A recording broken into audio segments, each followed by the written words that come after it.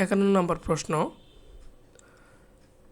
2 power x plus 2 পাওয়ার 1 minus x equal 3 একে সমাধান করুন। ঠিক আছে, 2 পাওয়ার এক্স প্লাস 2 পাওয়ার 1 মাইনাস এক্স ইকুয়াল 3 বা 2 পাওয়ার এক্স প্লাস, এখন এই পাওয়ারটা আলাদা করে দেই, 2 পাওয়ার 1 into 2 power minus x equal 3 বা 2 পাওয়ার এক্স প্লাস 2 পাওয়ার 1 মানে হচ্ছে 2 ইন্টু 2 পাওয়ার মাইনাস এক্স মানে কি, বা 2 inverse x equal 1 divided by 2 power x equal হচ্ছে 3। এখন দাঁড়াবে 2 power x plus 2 into 1, 2 divided by 2 power x equal হলো 3।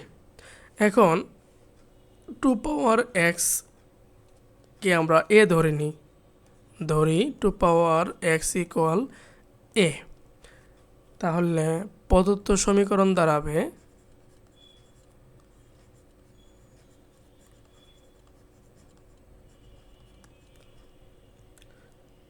a plus 2 divided by a equal 3 বা এ লসাগু নিলে হবে a স্কোয়ার প্লাস 2 ইকুয়াল 3 বা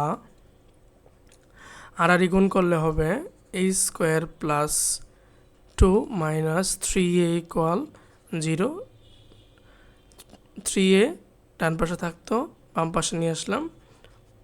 বা এখন আমরা দেখি যে a square minus 3a plus 2 equal 0, তাহলে এটা উদ্ভূত করলে হবে বা a square minus 2a minus a যোগ করলে হবে মাইনাস 3a প্লাস 2 ইকুয়াল 0, বা a কমন নিলে পাওয়া যাবে a মাইনাস 2 মাইনাস 1 কমন নিলে পাওয়া যাবে a মাইনাস 2 ইকুয়াল 0। এখন আমরা পাবো a minus 2 into a minus 1 equal 0, তাহলে a ইকুয়াল প্লাস 2 এবং a ইকুয়াল প্লাস 1। ঠিক আছে, এই দুইটা মান পেয়ে গেতেছি এর। এখন এই দুইটা মানই আমাদের যেটা ধরে নিয়েছিলাম যে 2 পাওয়ার এক্স ইকুয়াল কত 2, তাহলে প্রথমে a ইকুয়াল 2 হলে বা 2 পাওয়ার এক্স ইকুয়াল 2 বা 2 পাওয়ার এক্স ইকুয়াল কত 2 পাওয়ার 1, অতএব এক্স ইকুয়াল হচ্ছে 1। আবার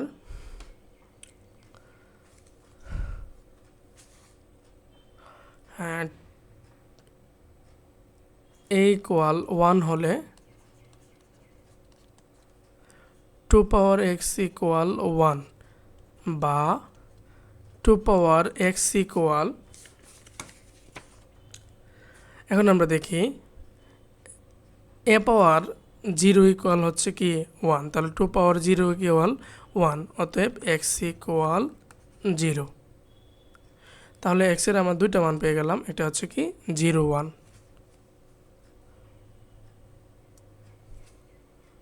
এক্স ইকুয়াল 0, 1। Thank you.